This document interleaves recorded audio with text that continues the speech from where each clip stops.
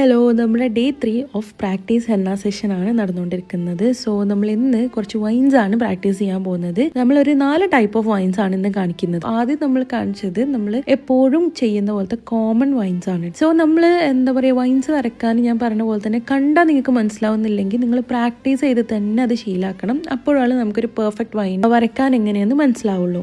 Next നമ്മൾ വരക്കുന്നത് ഇതുപോലെ ഇതാ ഒരു കേർവ്ഡ് സർഫസിലാണ്. ആദ്യം നമ്മൾ നേരത്തെ വരച്ച പോലെ തന്നെ ഒരു വൈന് വരക്കുക. പിന്നെ നമ്മളൊരു എന്താ പറയുക, ഒരു യു ഷേപ്പിലോ അങ്ങനെ ഒരു ഷേപ്പിലായിട്ടാണ് അടുത്ത എലമെന്റ് വരക്കുന്നത്. നിങ്ങൾക്ക് ഇത് പറഞ്ഞു തരാൻ എനിക്കറിയില്ല, പക്ഷെ ഇത് കണ്ടാൽ നിങ്ങൾക്ക് മനസ്സിലാവുന്നില്ല. നല്ല ബ്യൂട്ടിഫുൾ ആട്ടോ ഇത് കാണാൻ. വരച്ചിട്ടുണ്ടെങ്കിൽ നമ്മൾ അറബിക് ഹെന്നയിലൊക്കെ നമുക്കിത് യൂസ് ചെയ്യാൻ പറ്റും. അപ്പോൾ അങ്ങനെയാണ് ഇത് ചെയ്യേണ്ടത്. നെക്സ്റ്റ് നമ്മൾ വരക്കുന്നത് നമ്മുടെ വരച്ച വൈൻസിന്റെ കൂടെ തന്നെ വേറെ കുറച്ച് 2 എലമെന്റ്സും കൂടി കൂട്ടിയിട്ടാണ്. ഇതുപോലെ നമ്മുടെ ലീഫ് വരക്കുക, പിന്നെ ഒരു യു എലമെന്റ് ഉണ്ടല്ലോ അത് വരക്കുക, പിന്നെ ഒരു വള്ളി പോലെ ഒരു വൈൻ പോലെ തന്നെ വരക്കുക. സോ ഇതാണ് നമ്മളെ 3ാമത്തെ വൈൻസ്. ഇതും ഭയങ്കര ഭംഗിയാട്ടോ കാണാൻ. നമ്മൾ ബോർഡർ ഡിസൈനിലൊക്കെ യൂസ് ചെയ്യുമ്പോൾ നല്ല എലഗന്റ് ആയിട്ട് തന്നെ നമുക്ക് തോന്നും. ഇത് ഞാൻ കുറച്ച് ഫാസ്റ്റ് മോഷനിലാട്ടോ ചെയ്യുന്നത്. ഇത് പതുക്കെ ചെയ്താൽ മതി. നമ്മൾ പ്രാക്ടീസ് ചെയ്യുമ്പോൾ അങ്ങനെയാണല്ലോ. നെക്സ്റ്റും ഇതുപോലെ നമ്മളൊരു കേർവ്ഡ് സർഫസിലാണ് ചെയ്യുന്നത്. ഇതുപോലെ 3 ലീവ്സ് ഒന്ന് മേലേക്കാക്കിയിട്ടും പിന്നെ കുറച്ച് അടിയിലേക്കാക്കിയിട്ടും അതിന്റെ സെന്ററിലൂടെ 3 ലീവ്സ് വരക്കുക. ഇതാണ് നമ്മളെ 4ാമത്തെ ഡിസൈൻ.